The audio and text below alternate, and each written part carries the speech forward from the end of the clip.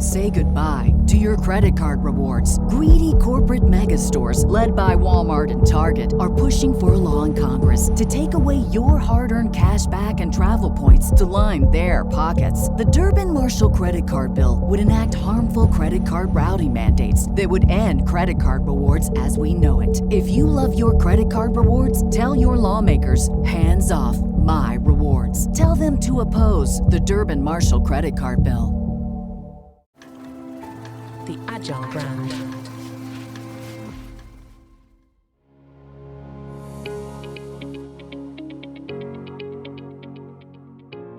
Welcome to the Delighted Customers Podcast, now part of the Agile Brand Podcast Network.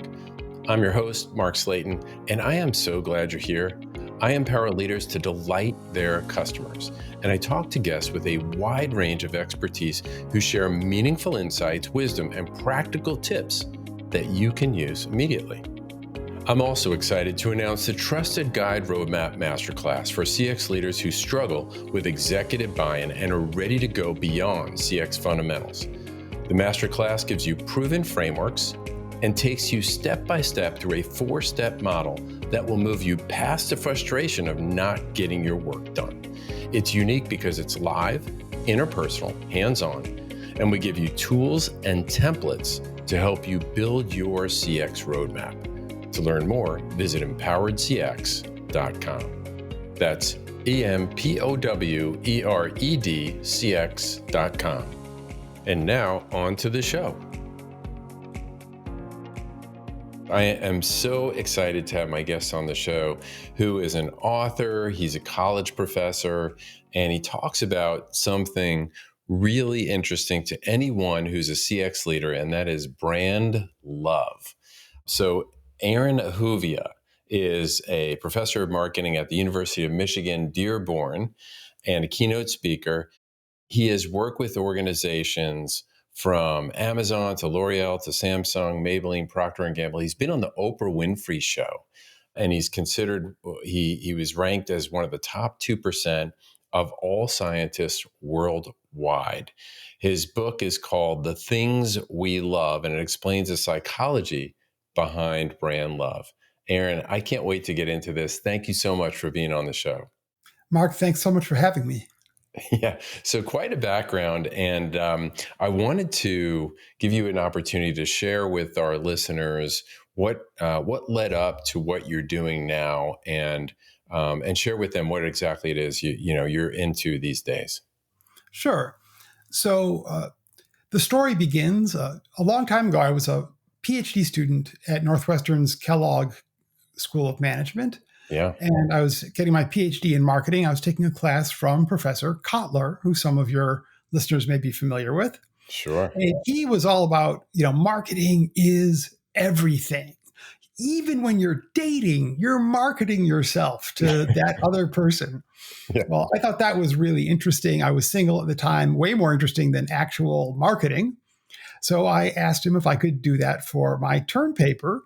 And not only did he enthusiastically agree, but he connected me with a Professor Mara Edelman, who had data on this new thing that was just starting to happen at the time, which was dating services. So we ended up writing a bunch of papers about dating services. And that's how I ended up on the Oprah Winfrey Show, talking about singles ads. However, in order to do that work, I had to spend a lot of time, years in fact, studying the psychology of love.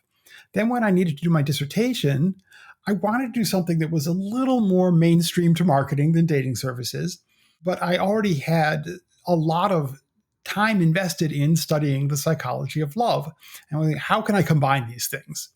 So I thought, well, people talk about loving products and loving brands. Do they really?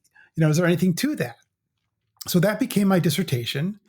And it turned out that it was the first major scientific work to ever look at that question. Of course, lots of people had looked at why consumers are attracted to certain products or brands, and lots of people had been studying the psychology of love, but nobody had really said, well, does one thing have anything to do with the other?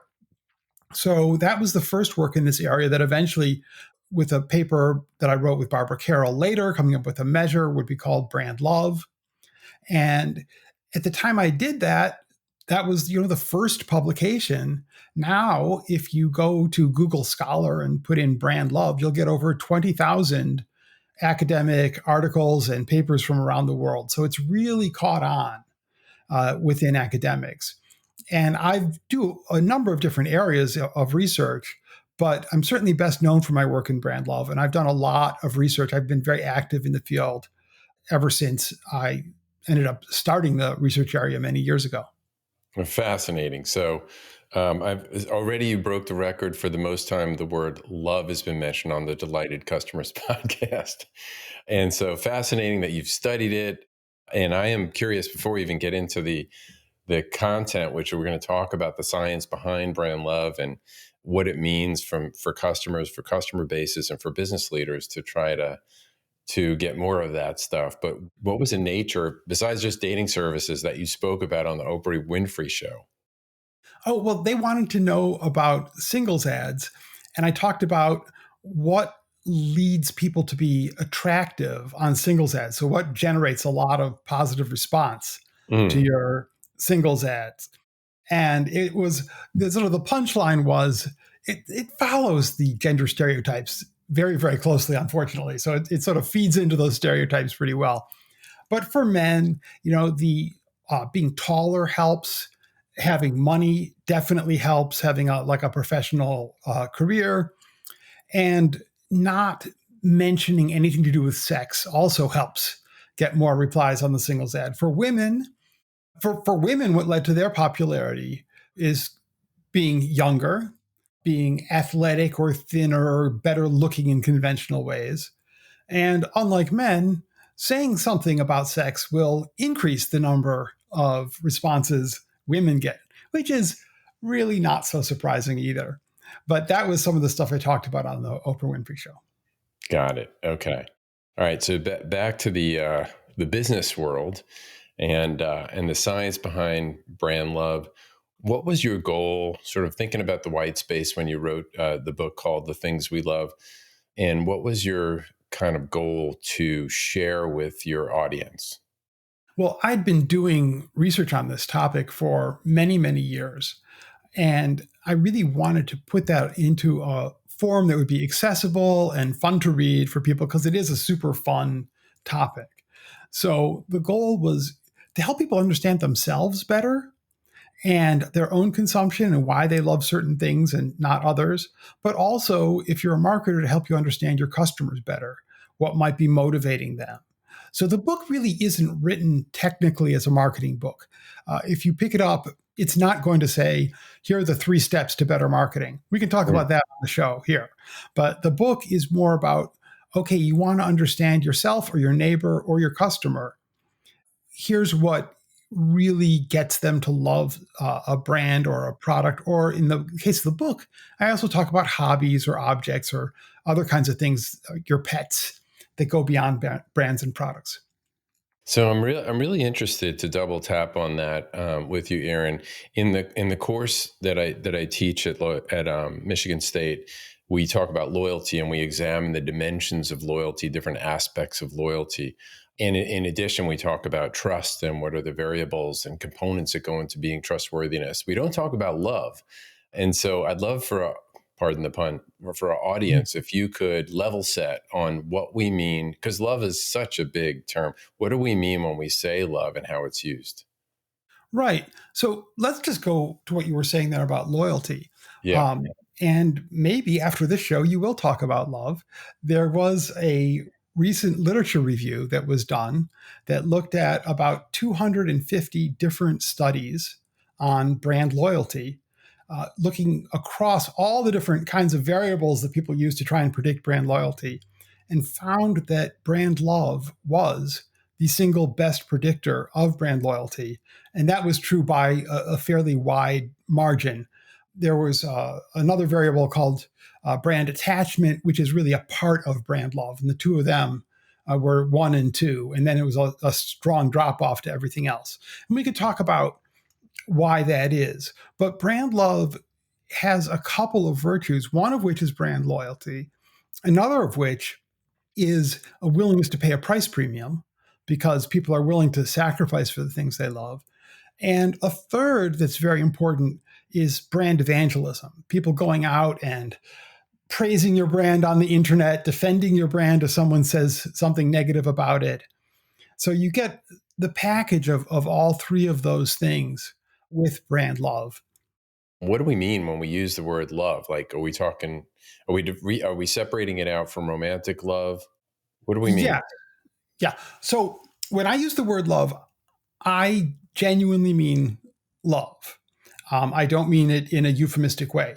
Now, people in everyday speech use the word love primarily in two different ways. Mm, So, in the same way we'll say, "Oh, I'm starving." Well, what we really mean is we're hungry. People will say, "Oh, I love that. I love your new haircut. I love your car, whatever it is. I love your shoes."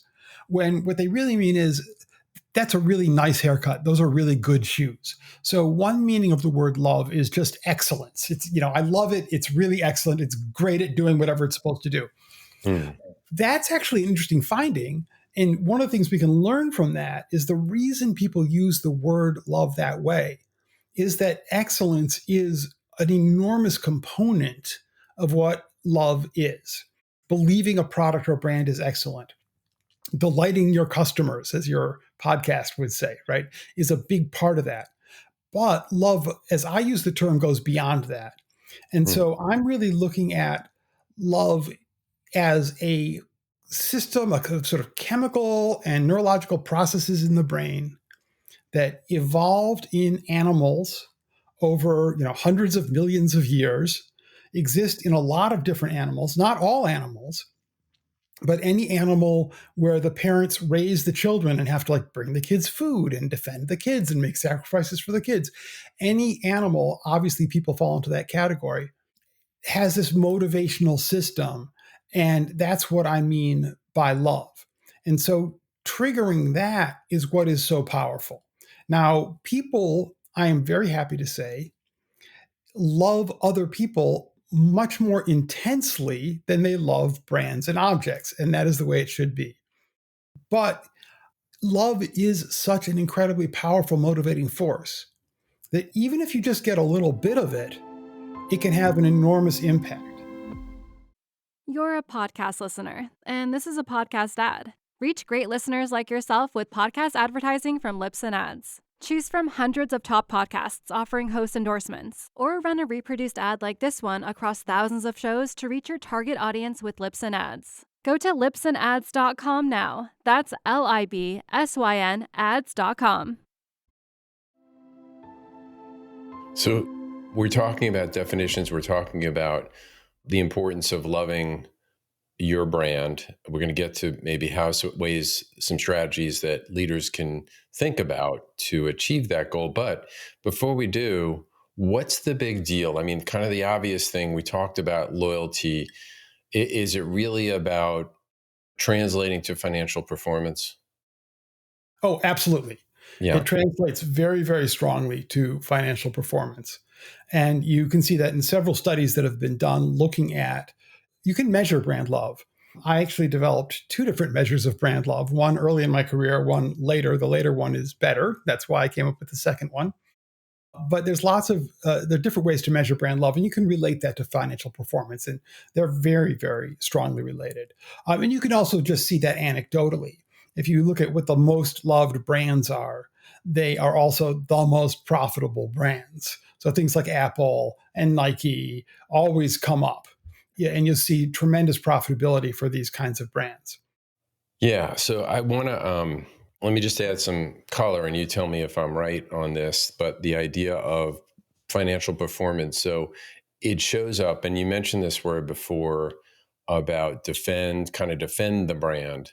So this idea of advocacy is really going beyond loyalty in the customer relationship management lifecycle we use at Michigan State. Is you're going from sort of service to loyalty all the way to advocacy, where they're not just buying from you or even buying on a repeat basis. They don't just they can call you your brand, but advocacy is like, I will defend the brand amongst others, and even if they mess up a couple of times, right? And that's that stickiness that doesn't exist in just the plain loyalty area. Advocacy is a behavior that you'll get from brand love. And generally speaking, as a generalization, you won't get advocacy without it. People can have a pragmatic relationship to your brand. They can think your brand is excellent, an excellent value for their money. But everyone's busy. And if they're on the internet, they're a busy person on the internet, and they see someone has written something negative about the brand, they're not going to take time out of their day to go and defend your brand unless there's some kind of emotional connection, an emotional connection where they feel that that person that's insulted your brand has in some way insulted them or insulted something they care about. If you say to a parent, you say something critical of their kid, they're going to defend their kid, right? Mm-hmm. And that's going to be instantaneous. There's no question about that. Right. And that instinct to protect the things that we love is very, very strong. So a lot of the things that you want, you've got this link between, let's just say, delighting your customers, this being the Delighting Your Customers podcast, right? Right. You delight your customers. There's tons of research data strongly concur that leads to higher levels of brand loyalty. That, in fact, leads to everything we're talking about: more pricing power, more advocacy, more brand loyalty, everything that you would want. But that link isn't as strong as you would think, right? It often doesn't last as long as you would like. It tends to be strong shortly after they've been delighted and fade very quickly. In order to get that link to be a lot stronger, to really convert those delighted customers into repeat purchases, into advocacy, you need to get the brand love going. And that is also what makes for a much longer term relationship, because love is, especially in human beings, built into the brain as a long-term relationship. Takes our children a really long time to mature. And we take years and years and years, human animals, to raise our kids. And so as love evolved in people, it's, I will say, designed. I don't really mean that literally, but figuratively, it's designed to last long enough for the children to reach maturity, which is decades. Hmm.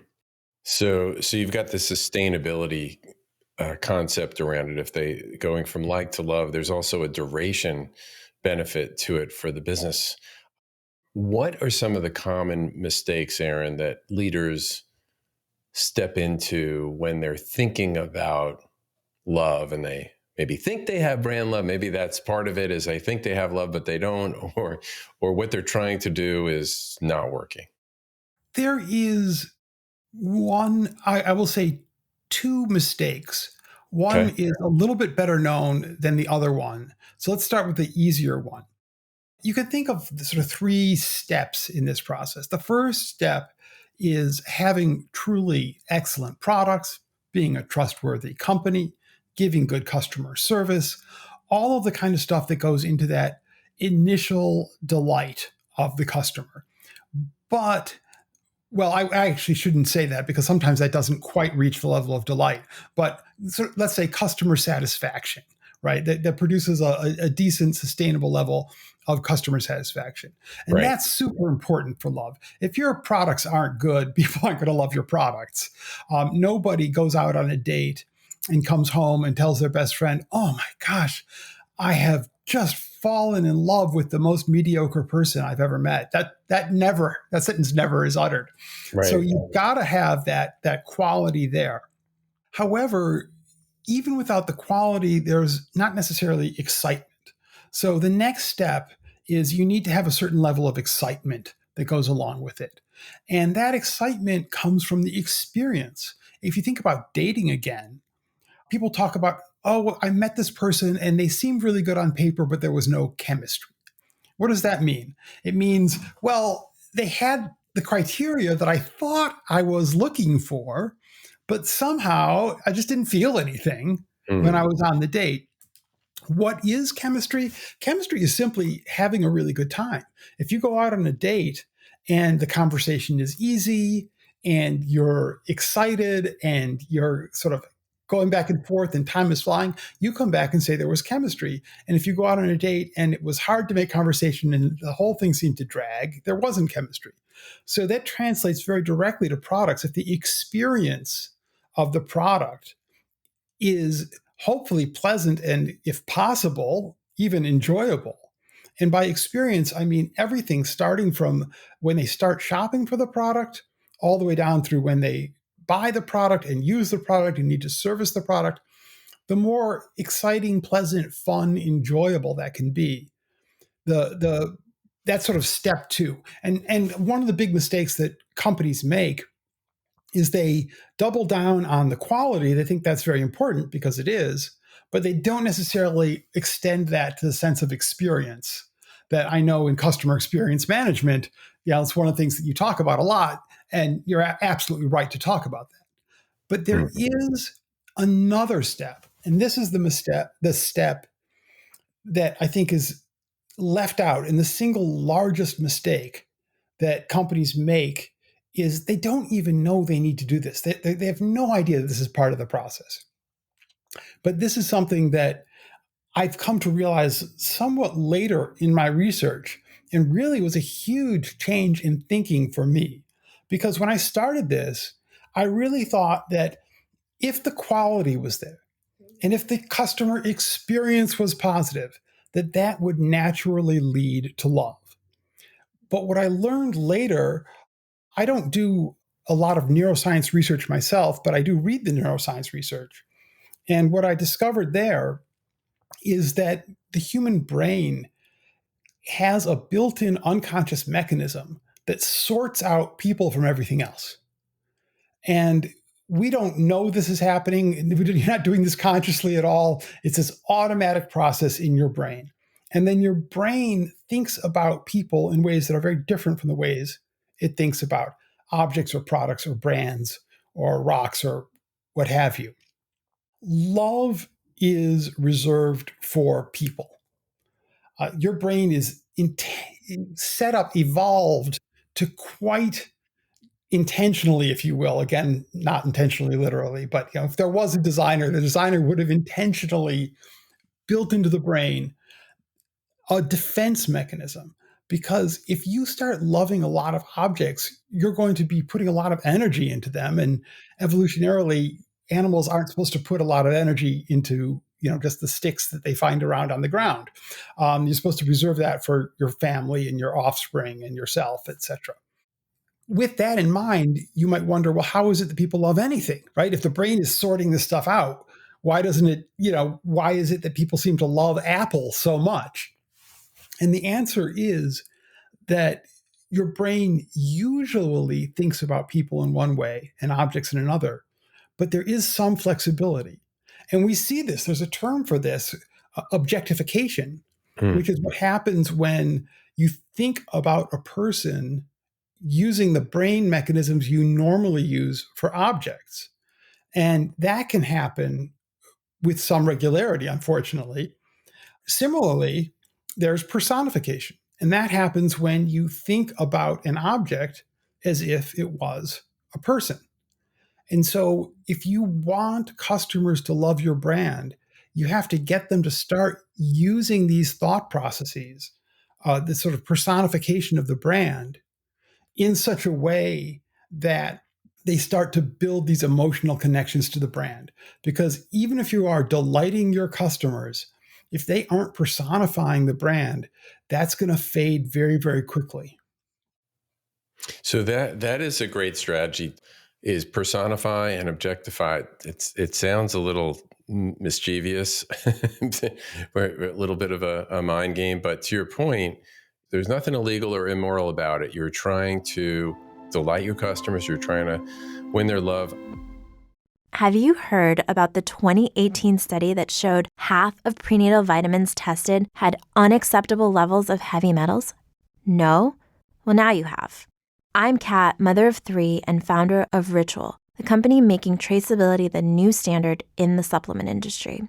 I remember staring at my prenatal vitamins and finding all these things I was trying to avoid. high amounts of heavy metals, synthetic colorants, and unnecessary ingredients. So, at 4 months pregnant, I quit my job and started Ritual because I believe that all women deserve to know what they're putting in their bodies and why. I'm so proud of our prenatal vitamin. The ingredients are 100% traceable, it's third-party tested for microbes and heavy metals, and recently received the Purity Award from the Clean Label Project.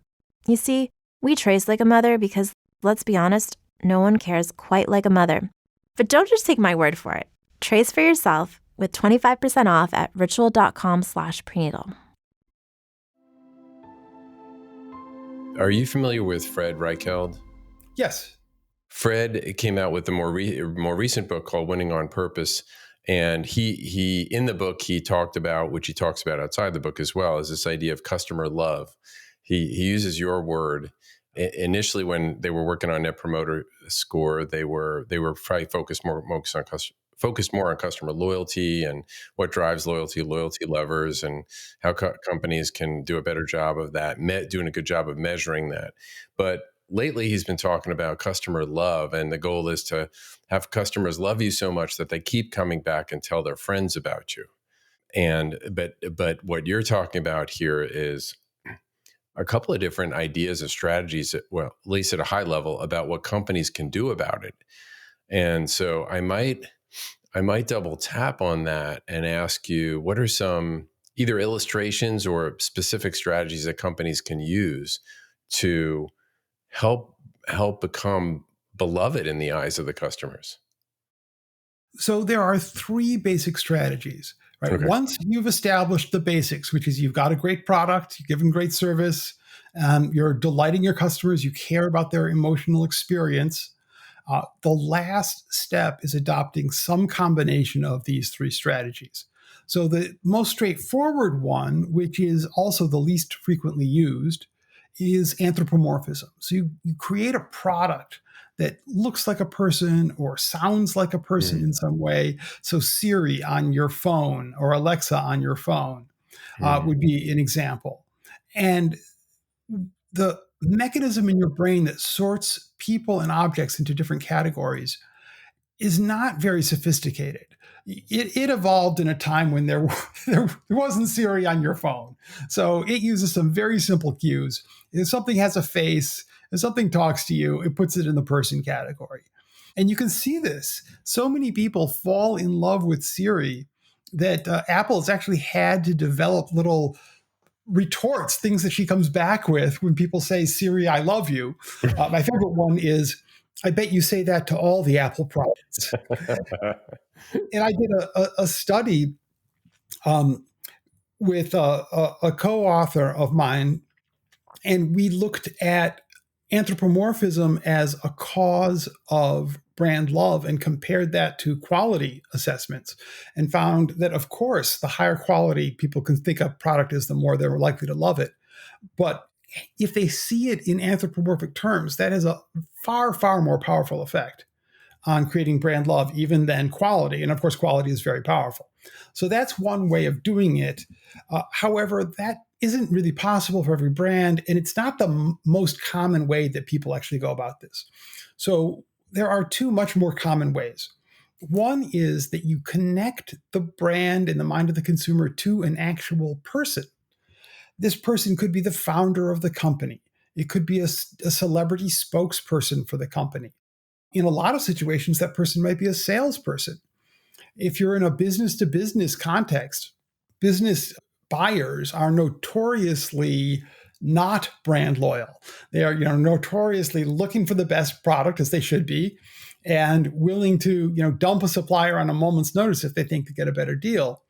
But the only thing that really slows that down, that gives them pause, is if they have a personal relationship to somebody who works at the selling firm. If they have those personal relationships, that creates a little bit of brand loyalty. And the reason is they're not just objectifying that relationship. Now they're thinking about it in human ways. So a relationship with a salesperson or a mascot or a celebrity or whoever the founder was, all of those things are ways of creating this sort of human connection to the brand. And the last way that's also used pretty commonly is that you get the consumer to see the product or brand as part of their own identity. So there are many different ways of doing this. Sometimes, if you have a mission driven brand, so there's some sort of an ethical commitment behind your brand, or a political commitment, or a social commitment of some kind, that's one way to connect with customers. Now, of course, there's a risk involved in that, that you're turning on some customers, you're turning off other customers, and you have to think carefully about that. Hmm. But it is something that brands, especially if it's sincere and they're really committed to it, that's one way to get consumers to see the product as part of their own identity. There are other ways as well, though. You can tap into more sort of universal themes. Nike does that around excellence and sort of athletic competition, connecting to that as a more universal theme. Also, sometimes people do that in other ways. Like some brands are associated with a particular place, right? Verner's in Detroit, right? A beverage that I'm in Ann Arbor right now, but around here has sort of a hometown favorite quality to it. So you can tap into that kind of a place connection. And then, of course, there's many brands that are associated with certain lifestyles. So Ford F-150 truck is associated with a particular type of consumer. Birkenstock sandals are associated with a type of consumer. There's probably not so many people who are driving Ford trucks wearing Birkenstock sandals, although I imagine there might be one or two of them out there. They tend to attract different groups, but that's a way you sort of identify with a certain lifestyle. All of those are different approaches that get the consumer to see the brand as part of their identity. And once that happens, then you're really off to the races.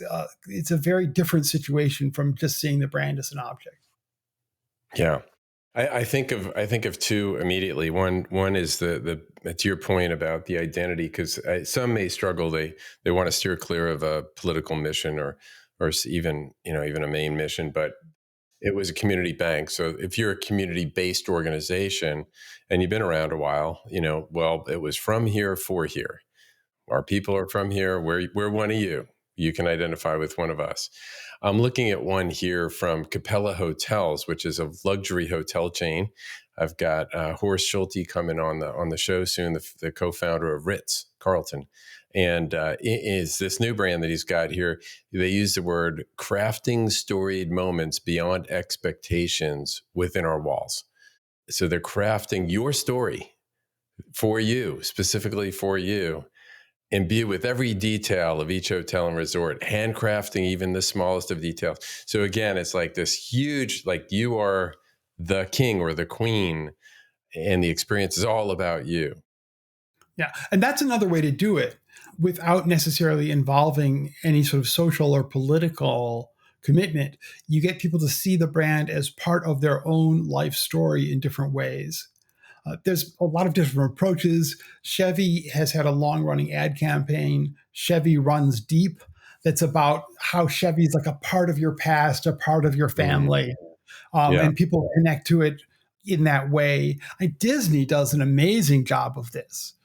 Disney is, you grew up on Disney, you went to the theme parks, you think about the connections that you developed to your family when you were there at the theme park together, and how that is part of your relationship with your family.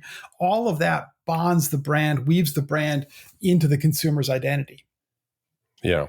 And for those who say, well, we're somewhat limited because we sell widgets, I would say that as you start to think about utilization of AI and chatbots, I wonder, you tell me, Aaron, if you could extend the human aspect of that, which I would say globally, we're at the infancy of our maturity when it comes to chatbots, meaning we're pretty lousy and most people don't like them.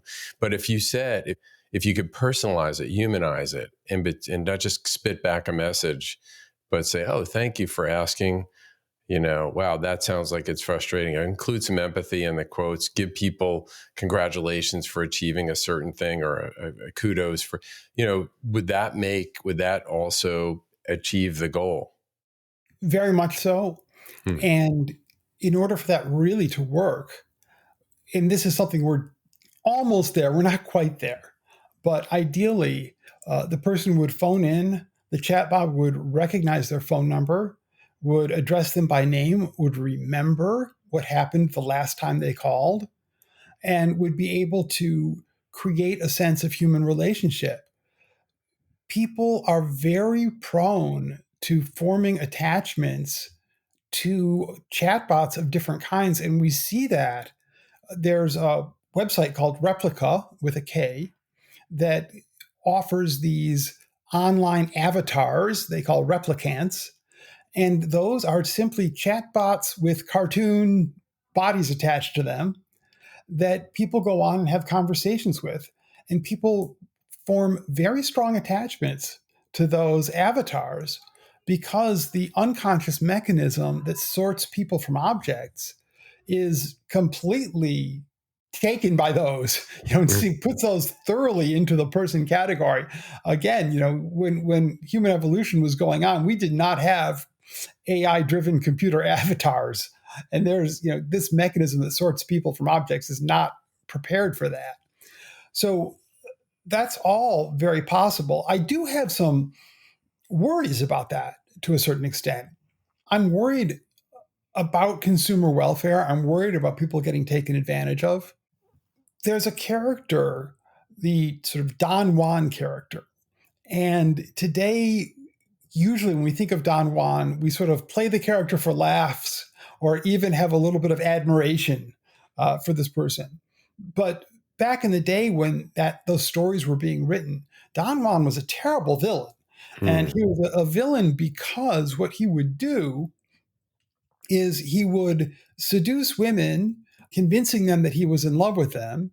And then as soon as he had his way with them, he would, move on to the next, leaving them not just brokenhearted, but really ruined in that time to, having had an affair with somebody, there was a big social cost to the woman in that situation. So he was, doing a lot of harm to them. And I worry about companies that hear sort of what I'm saying and say, okay, let's go form relationships with customers. That'll be really good. We'll treat them, we'll get them to see us as a person, but we're not willing to see them as a person, right? We want to see them just as, this source of revenue. We're going to objectify them as a source of revenue, but we want them to personify us and form this attachment to us. It's a little bit of the Don Juan character there. And that's something I think we need to worry about. I do think that there are built-in costs to that, fortunately, that may dissuade some companies. And that is, if customers have a bad experience with a brand and they simply see it as a business, as a brand in these very objectified terms, they can get mad, they can leave a bad review, things can go badly for that company. But if they really have loved this company and they see it as a person and then it lets them down, well, the first thing they do is forgive it. So that's good for the company. So the first time it happens, they forgive it, but they don't forgive forever. And if it gets to the point where they stop forgiving, there's research on this. This is where you get those customers from hell, those customers who make it their life's mission to ruin your brand. They go online and lie and pretend they've bought all kinds of products from you just so they can leave hundreds and hundreds of one-star reviews. So you have to be careful when you go about creating relationships with people that you set the expectations in a way that you're able and willing to fulfill. I still think it's a very good strategy, but if you go out and play the Don Juan, right, and seduce a lot of people, promising them a relationship that you're not willing to give them, there are potentially very negative consequences for that. Yeah. Yeah. Like anything else, you can overextend and break trust, and it could backfire on you. So good word of warning there. Aaron, we've got to land the plane here. It's so much fun to talk to you and learn about love, customer love, and how they intersect. Tell me one last question for you. I ask all my guests is, what advice would you give to your 20-year-old self? So I would say, I think about this, I think about myself, and I think about my students who are 20 years old also. Mm-hmm. And when I was 20 years old, I was a pretty creative guy, but I wasn't a very organized guy. I did try. I will give myself credit for trying, but I didn't really know how to go about it and perhaps didn't try quite hard enough. And I see that in a lot of my students as well, that a lot of success is just getting the damn work done on time. So if I could go back to my 20-year-old self and give myself some positive reinforcement, but also some encouragement to be a little more organized and get everything done in a reasonable way. That, I think, would really have been helpful advice for me. And it's interesting because I know that most people, the cliche advice that we give in this culture is, follow your heart, follow your dreams. And I agree with that advice. I hope people do that. But there's also something to being organized, getting the work done, getting it done on time. That's not to be underrated as well. Yeah, there's a balance there, right? Mm-hmm. Yeah. Aaron, thank you so much for being on the show. If our guests would like, or our listeners would like to get a hold of you, what would be the best way? They can go to my website, Dr. Brand Love. So Dr. Brand Love, all one word, .com. And they can find out how to contact me there and get more information. Excellent.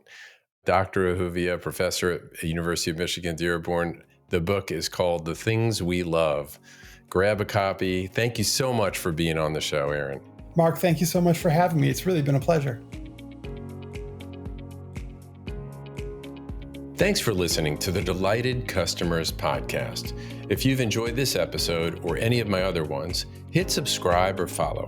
I've got a lot of other great guests that are coming up and a lot of other great content, and I don't want you to miss anything. You can find any links or references on the show in the show notes, and you can find those at my website at empoweredcx.com. That's EMPOWEREDCX.com.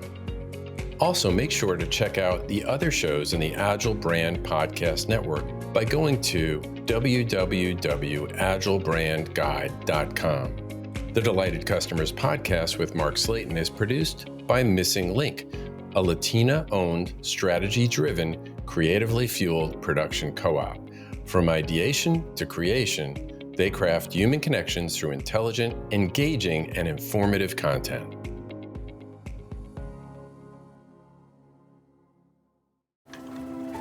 The Agile Brand.